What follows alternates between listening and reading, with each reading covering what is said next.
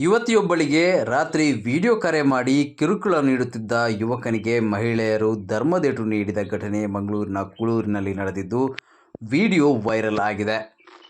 Muslim ಯುವಕ general store ಅಂಗಡಿಯವನಾಗಿದ್ದು ಅಲ್ಲಿಗೆ ಬರುತ್ತಿದ್ದ ಗ್ರಾಹಕಿಯೂ ಆಗಿರುವ ಯುವತಿಗೆ ತಡರಾತ್ರಿ ವಿಡಿಯೋ ಕರೆ ಮಾಡಿ ಅಸಭ್ಯವಾಗಿ ವರ್ತಿಸಿದ್ದಾನೆ ಎನ್ನಲಾಗಿದೆ.